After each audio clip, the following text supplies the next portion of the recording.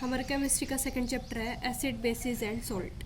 इस चैप्टर में हम पढ़ने वाले हैं कि एसिड बेसिस और सॉल्ट की जो है डिफरेंट डिफरेंट प्रॉपर्टीज़ क्या होती हैं, ये डिफरेंट डिफरेंट सब्सटेंसेस के साथ कैसे रिएक्ट करेंगे, और फिर लास्ट में हम पढ़ने वाले हैं जो commercially importance of different salts और उनके कमर्शियल फॉर्मेशन और उनके डिफरेंट फिर लास्ट में उसके यूजेस। सबसे पहले अगर हम इसकी प्रॉपर्टीज़ देखें तो जो एसिड्स होते हैं, एसिड्स और बेस, इसके डिफरेंस बन सकता है यहाँ पे कि एसिड्स और बेस में डिफरेंस बनता है। डिफरेंस बहुत सारे हो सकते हैं इसकी chemical property as well as इसकी फिजिकल प्रॉपर्टी से रिलेटेड।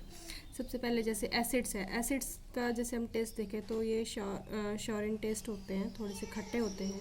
बेसिस जो है वो बीटर होते हैं, टेस्ट में कड़वे होते हैं। फिर अगर हम टेस्ट करते हैं डिफरेंट केमिकल सब्सटेंसेस से या फिर नेचुरल इंडिकेटर से। इंडिकेटर वो सब्सटेंस होता है जो कि इंडिकेट करता है कि कोई भी जो हमें सब्सटेंस दे रखा है कि वो एसिड है या बेस है। जैसे हमारे पास एक नेचुरल इंडिकेटर है टर्मरिक जो हम डेली यूज़ में यूज़ करते हैं। तो टर्मरिक एक नेचुरल इंडिकेटर होता है किसी भी सब्सटेंस को एसिड या फिर बेस इंडिकेट करने के लिए। टर्मरिक अगर कोई भी अगर टर्मरिक है, मतलब कोई भी सब्सटेंस अगर टर्मरिक में यूज़ करेंगे, अगर वो रेड हो जाता है तो मतलब कि वो जो सब्सटेंस है वो क्या है, एसिड है।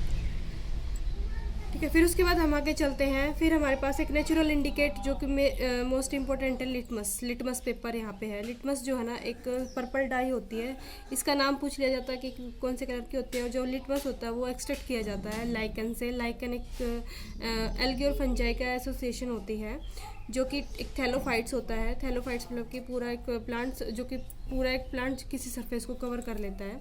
तो लाइकन से आइसोलेट किया जाता है लिटमस पेपर जो कि नेचुरल इंडिकेटर में आता है, और ये एसिड या फिर बेस को इंडिकेट करता है। अगर लिटमस पेपर जैसे लिटमस पेपर अगर दो टाइप के लिटमस पेपर होते हैं, एक रेड लिटमस पेपर और एक ब्लू लिटमस पेपर। अगर रेड लिटमस पेपर ब्लू हो जाए तो वो सब्सटेंस बेस है। अगर रेड लिटमस पेपर रेड ही रहे तो मतलब वो सब्सटेंस जो है एसिड है। ऐसे ही अगर ब्लू लिटमस पेपर अगर ब्लू हो जाता है, ब्लू का अगर रेड हो जाता है तो वो सब्सटेंस एसिड है, और अगर ब्लू का तो ब्लू ही रहेगा फिर दूसरे केस में, बेस वाले केस में। फिर आगे जो हमारे पास एक सब्सटेंस है मिथाइल ऑरेंज और फिनोफ्थिलीन। फिर मिथाइल ऑरेंज और फिनोफ्थिलीन के साथ नेचुरल इंडिकेटर में ये नाम आएंगे। एक तो हमारे पास लाइकन मिथाइल ऑरेंज और फिनोफ्थिलीन। ये वाले जो मिथाइल ऑरेंज और फिनोफ्थिलीन है ये हमारे सिंथेटिक इंडिकेटर है, ये मैन मेड इंडिकेटर है, ये नेचुरल इंडिकेटर नहीं है जो कि लैब में प्रेजेंट होते हैं। फिर आगे जैसे हम देखते हैं यहाँ पे कुछ इंडिकेटर होते हैं जो कि अगर किसी भी सब्सटेंस की अगर कोई भी इंडिकेटर हमारे पास अगर उसकी स्मेल में चेंज आ जाए, फिर उसके जैसे स्मेल में चेंज आ जाए तो उस वाले जो इंडिकेटर्स होते हैं उसको ओल्फैक्टरी इंडिकेटर बोलते हैं। तो इसकी डेफिनेशन आ जाएगी और इसका एग्जांपल तो जैसे वनीला, अनियन और क्लोव, ये वाले जो इंडिकेटर होते हैं ये ओल्फैक्टरी इंडिकेटर होते हैं। फिर आगे अब हमारी हो जाती है रिएक्शन स्टार्ट, एसिड और बेसिस की डिफरेंट सब्सटेंसेस के साथ रिएक्शन। सबसे पहले हम इनकी रिएक्शन कराएंगे मेटल के साथ कि जो एसिड और बेस है वो मेटल के साथ कैसे रिएक्ट करते हैं।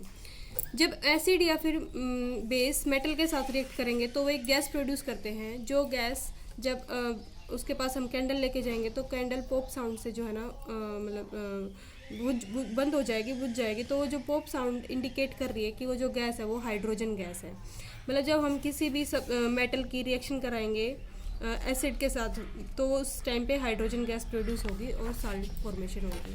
तो एसिड और मेटल की जब रिएक्शन होती है तो वो सॉल्ट और हाइड्रोजन गैस प्रोड्यूस होती है। तो एक तो ये वाली चीज़ हमें लर्न करने की ज़रूरत है। जैसे हमने कोई भी एसिड ले लिया, फॉर एग्जांपल H2SO4, और हमने यहाँ ले लिया जिंक, तो हमारे पास सॉल्ट बन जाएगा जिंक सल्फेट और हाइड्रोजन गैस रिलीज़ होगी। फिर उसके बाद हमने बेस की रिएक्शन करवाई हमने मेटल के साथ, तो हमारा वही सॉल्ट बना है और फिर हाइड्रोजन गैस रिलीज़ हुई। तो यहाँ पे सोडियम जिंकेट एक सॉल्ट बना है और हाइड्रोजन गैस फिर हमारी रिलीज़ हुई। ये हमारे पास है बेस और ये है हमारे पास मेटल। तो ये बेस की रिएक्शन है मेटल के साथ और एसिड की रिएक्शन हो जाएगी मेटल के साथ। तो दोनों में ही सॉल्ट और हाइड्रोजन गैस रिलीज होगी। तो हमें याद रखना है हाइड्रोजन गैस रिलीज होती है। फिर हमारी रिएक्शन है एसिड और बेस की, जो रिएक्शन है मेटल और मेटल कार्बोनेट के साथ। अभी हम एसिड्स की रिएक्शन देखेंगे केवल मेटल और मेटल कार्बोनेट के साथ। जब एसिड मेटल और मेटल कार्बोनेट के साथ रिएक्ट करेगा तो हमारे पास जैसे Na2CO3, ये सोडियम कार्बोनेट है और ये HCl है।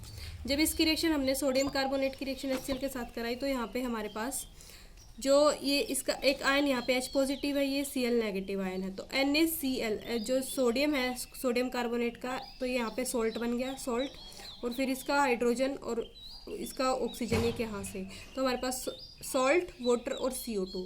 जब मेटल की रिएक्शन जब एसिड की रिएक्शन मेटल कार्बोनेट और मेटल हाइड्रोजन कार्बोनेट के साथ होगी तो वाटर और CO2 गैस रिलीज होगी। हमने फर्स्ट चैप्टर में एक रिएक्शन देखी थी, वहाँ पे क्या था कि lime water CaOH2 plus CO2, जब वो CO2 की जब रिएक्शन हुई थी वहाँ पे, तो जैसे वाइट वॉशिंग में जो सब्सटेंस यूज़ होता है लाइम वाटर कैल्शियम हाइड्रोक्साइड, तो CO2 के साथ रिएक्ट हो जाएगा तो वाइट प्रेसिपिटेट फॉर्म करता है, जैसे कैल्शियम कार्बोनेट की शाइनी सरफेस हो जाती है वॉल्स की।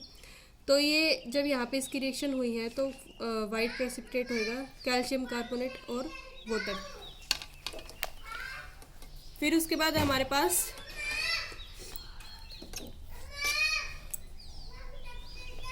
है जैसे हम कार्बन डाइऑक्साइड को करेंगे, कैल्शियम कार्बोनेट में अगर हम कार्बन डाइऑक्साइड को रिलीज़ करेंगे तो इसके पास करेंगे कार्बन डाइऑक्साइड को, तो हमारे पास एक सोल्यूबल सब्सटेंस फॉर्म हो जाएगा जो कि वाटर में सोल्यूबल होता है, कैल्शियम हाइड्रोजन कार्बोनेट। तो जो लाइमस्टोन है या चौक है, मार्बल है, ये सारे डिफरेंट फॉर्म होती हैं कैल्शियम कार्बोनेट की, ठीक है। जैसे चौक का मार्बल, लाइमस्टोन, या फिर ये आ जाएगा कि कैल्शियम कार्बोनेट की डिफरेंट फॉर्म्स क्या हैं, लाइमस्टोन, चौक और मार्बल। फिर उसके बाद हमारी रिएक्शन है बेस की। जब एसिड, अब हमने दो टाइप की रिएक्शन करी है। एक तो हमने एसिड और बेस की रिएक्शन मेटल के साथ, जिसमें कि हमारे पास सॉल्ट और हाइड्रोजन गैस रिलीज हुई। फिर हमने किया एसिड की रिएक्शन मेटल और मेटल कार्बोनेट के साथ, जिसमें कि वाटर बना था और हमारे पास CO2 गैस रिलीज हुई थी। फिर हमारी रिएक्शन एसिड और बेस जो है एक दूसरे के साथ रिएक्ट करेंगे तो क्या होगा, when acid and base react with each other then they form salt and water. तो वो रिएक्शन जिसमें एसिड और बेस एक दूसरे के साथ रिएक्ट करके सॉल्ट और वाटर बनाते हैं, तो उस रिएक्शन को बोलते हैं न्यूट्रलाइजेशन रिएक्शन। तो इसकी डेफिनेशन आ जाएगी और फिर एक एग्जांपल भी। जैसे यहाँ पे हमारे पास बेस है NaOH सोडियम हाइड्रोक्साइड, और ये हमारे पास HCl हाइड्रोक्लोरिक एसिड। फिर जब इन दोनों की रिएक्शन है तो हमारे पास NaCl सॉल्ट है ये, और ये वाटर फॉर्म हो गया। तो एसिड और बेस एक दूसरे के साथ जब रिएक्ट करते हैं तो सॉल्ट और वाटर की फॉर्मेशन होती है। फिर उसके बाद आता है हमारे पास मेटेलिक ऑक्साइड्स की रिएक्शन एसिड के साथ। जब कोई भी मेटल ऑक्साइड का हमें पता है कि जो मेटल ऑक्साइड होते हैं जब वो एसिड के साथ रिएक्ट करेंगे तो वो बनाते हैं सॉल्ट और वाटर। देखो, जो मेटल ऑक्साइड है और एसिड के साथ क्या चीज़ जो है सॉल्ट और वाटर बनाती है, वो होता है बेस। इसका मतलब क्या है कि यहाँ पे जो मेटल ऑक्साइड है वो बेस की तरह रिएक्ट कर रहा है, यानी कि जो मेटल ऑक्साइड होते हैं उनका नेचर बेसिक होता है। Metal oxide are basic in nature. तो ये मोस्ट इंपॉर्टेंट चीज़ है कि मेटल ऑक्साइड जो है वो बेसिक होते हैं नेचर में, क्योंकि वो एसिड के साथ जब रिएक्ट करेंगे तो सॉल्ट और वाटर की फॉर्मेशन करते हैं। फिर इसकी एक रिएक्शन हमारे पास जैसे अब है नॉन मेटेलिक ऑक्साइड की रिएक्शन बेस के साथ। जो नॉन मेटेलिक ऑक्साइड है जैसे कैल्शियम हाइड्रोक्साइड हो गया, ये हमारे पास बेस। जब इसकी रिएक्शन, ये हमारे पास है बेस कैल्शियम हाइड्रोक्साइड। जब इसकी रिएक्शन करवाएंगे हम CO2 जो कि एक नॉन मेटेलिक ऑक्साइड है, तो ये सॉल्ट और वाटर प्रोड्यूस करेगा। इसका मतलब क्या है कि जब नॉन मेटेलिक ऑक्साइड बेस के साथ रिएक्ट करेगा तो बना देगा क्या, सॉल्ट और वाटर। और जब मेटेलिक ऑक्साइड एसिड के साथ रिएक्ट करेगा तो बना देगा क्या, सॉल्ट और वाटर। इसका मतलब कि क्या है कि जो मेटेलिक ऑक्साइड होते हैं वो होते हैं कैसे, मेटेलिक ऑक्साइड का नेचर होता है बेस, ये होते हैं बेसिक। और जो नॉन मेटेलिक ऑक्साइड होते हैं वो होते हैं एसिडिक। तो ये वाला पॉइंट मोस्ट इम्पोर्टेंट है, मोस्ट, ठीक है।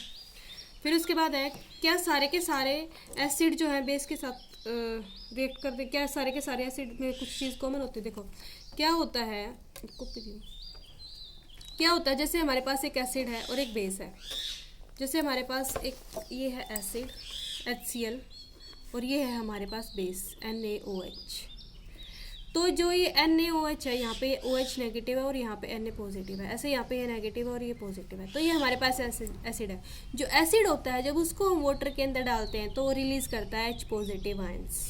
एक्वस सॉल्यूशन के अंदर एसिड रिलीज करेगा H पॉजिटिव आयंस, और जितने ज़्यादा इसके अंदर H पॉजिटिव आयन होंगे उतना ही जो है वो स्ट्रॉन्ग एसिड होगा। ऐसे ही जब हम किसी भी बेस को वाटर के अंदर डालेंगे, एक्वस सॉल्यूशन के अंदर डालेंगे, तो वो रिलीज करता है OH नेगेटिव आयंस। तो जितने ज़्यादा OH नेगेटिव आयंस होंगे वो उतना ही ज़्यादा स्ट्रॉन्ग बेस होता है।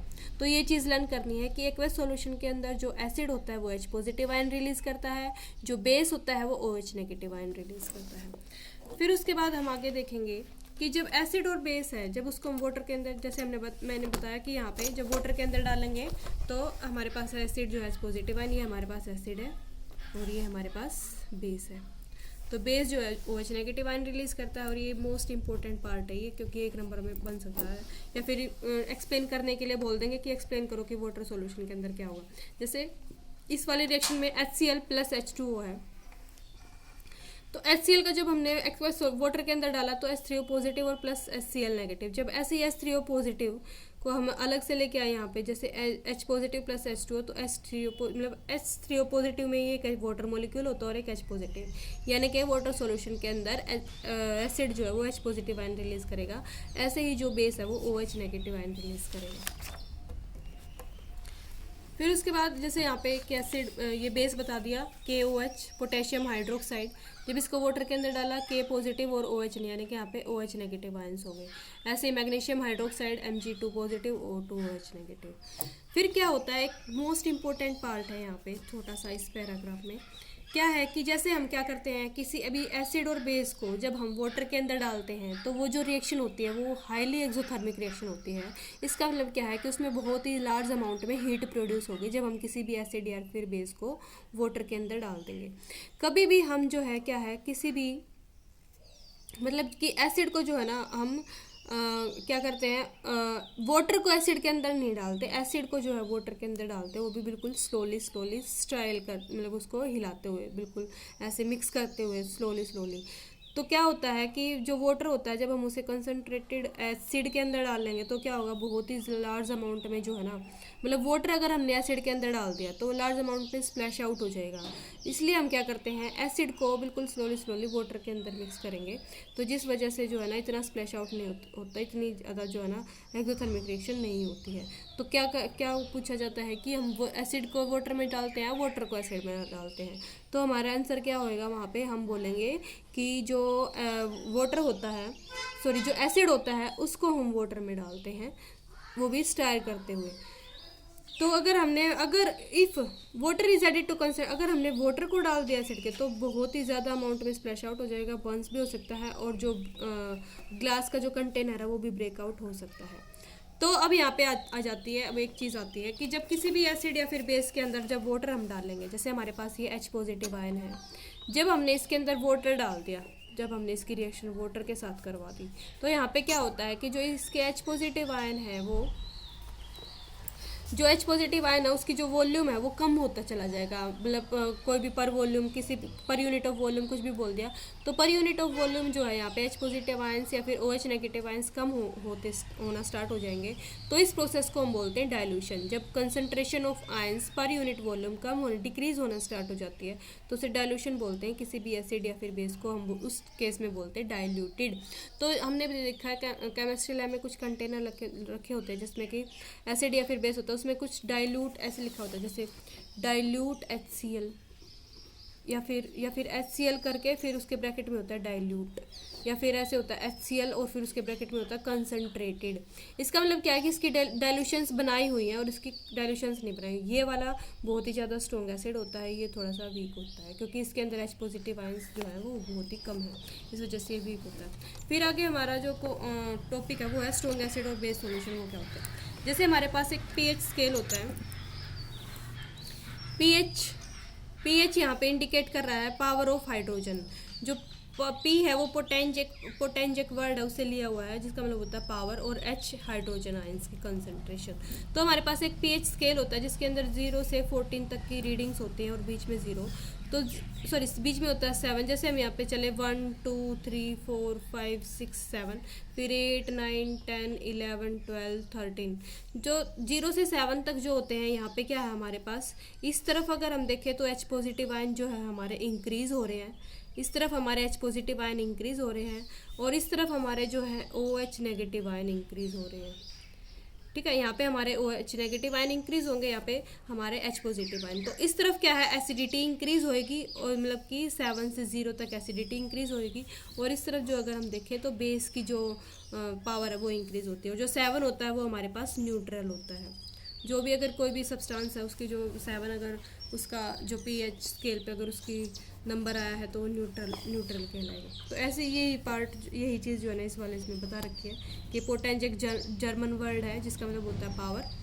तो 0 से 14 तक हमारे पास क्या होते हैं, एसिड होते हैं, और 14 के बाद जो एल्कलाइन यानी कि बेस हो जाते हैं। तो यही चीज़ इसमें बता रखी है। फिर आगे हमारे पास है कि जो जितने भी ये वाले इसमें दे रखा है ना, जैसे गैस्ट्रिक जूस जो हमारे स्टमक में मिलता है उसका जो pH होता है 1.2 होता है, लेमन जूस 2.2 होता है, प्योर वाटर या फिर ब्लड 7.4 होता है, और मिल्क ऑफ मैग्नीशिया 10 होता है। मिल्क ऑफ मैग्नीशिया जिसे कि हम मैग्नीशियम हाइड्रोक्साइड बोलते हैं, जो कि एक एंटासिड होता है। ये भी इम्पोर्टेंट है क्योंकि इसका pH जो है ये अल्कलाइन सब्सटेंस होता है, 10 होता है, जो कि एक एंटासिड की तरह काम करता है। जब एसिडिटी हो जाती है तो उस केस में लिया जाता है। सोडियम हाइड्रोक्साइड का जो pH है वो 14 के अराउंड होता है। फिर ये चीज़ बता रखिए कि अगर जितने ज़्यादा H पॉजिटिव आयंस होंगे तो उतना ही जो है वो स्ट्रॉन्ग एसिड कहलाता है, और जितने कम H पॉजिटिव आयंस होंगे उतना ही जो है वो वीक एसिड कहलाता है।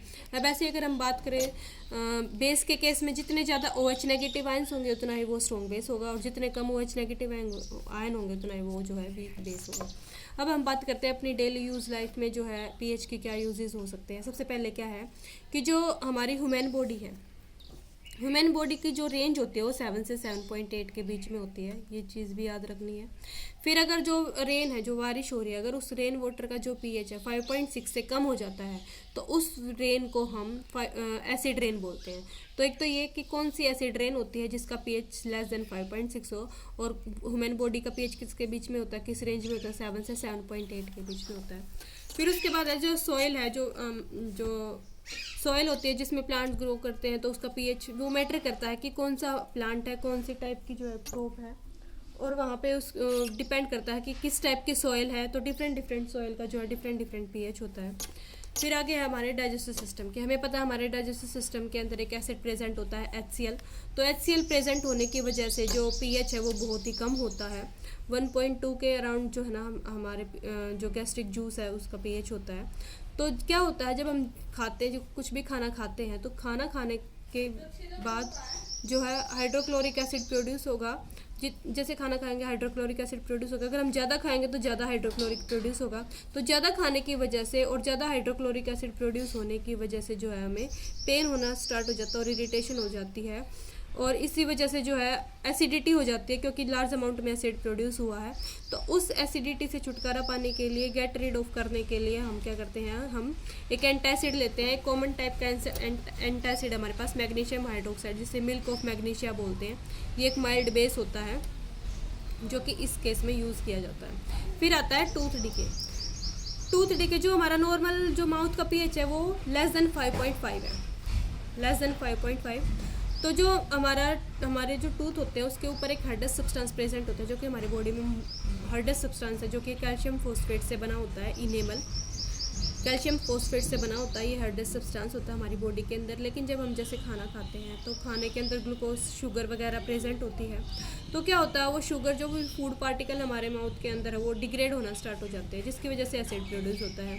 तो एसिड अब वो खाना खाया तो एसिड प्रोड्यूस हुआ, तो एसिड प्रोड्यूस होने की वजह से वो एसिड जो है हमारी जो कैल्शियम जो इनेमल है उसकी जो लेयर है उसको डिग्रेड करना शुरू कर देता है, और फिर जो है वो उसे डिग्रेड करना स्टार्ट कर देता है, और फिर जिसकी वजह से टूथ का जो सरफेस है वो कोरोड होना स्टार्ट हो जाएगी। तो इससे ऐसा ना हो तो इसके लिए हम टूथपेस्ट यूज़ करते हैं। जो टूथपेस्ट जो होते हैं उसमें जो है एक बेस प्रेजेंट होता है, जो कि क्लीनिंग के लिए यूज़ किया जाता है, ताकि जो हमारा माउथ है उसका जो माउथ है वो न्यूट्रलाइज हो जाए, उसका पीएच न्यूट्रलाइज हो जाए, क्योंकि हमारे माउथ का जो पीएच है वो लेस देन 5.5 हो चुका था। तो उसे टूथ डिके को प्रिवेंट करने के लिए एक बेसिक सब्सटेंस हम यूज़ करते हैं। फिर उसके बाद क्या है, जैसे कोई भी प्लांट्स वगैरह है या फिर जैसे बी स्टिंग वगैरह है, उसके अंदर एसिड प्रेजेंट होता है। तो एक लीफ, नीटल लीफ है और एक बी स्टिंग है, उनके अंदर एक बर्निंग एसिड प्रेजेंट होता है जो कि होता है मिथेनोइक एसिड। अब आगे कुछ हमारे पास ये दे रखे हैं कि कौन से किस में क्या प्रेजेंट होता है। जैसे विनेगर में एसिटिक एसिड होता है, ऑरेंज में सिट्रिक एसिड, टेमरिंड में tartaric acid, tomato oxalic acid, milk lactic acid, sugar में लैक्टिक एसिड, श्योर या फिर कर्ड में लैक्टिक एसिड, लेमन में सिट्रिक एसिड और एंड स्टिंग और नीटल स्टिंग में मिथेनोइक एसिड। फिर आगे आते हैं हमारे पास डिफरेंट सॉल्ट्स।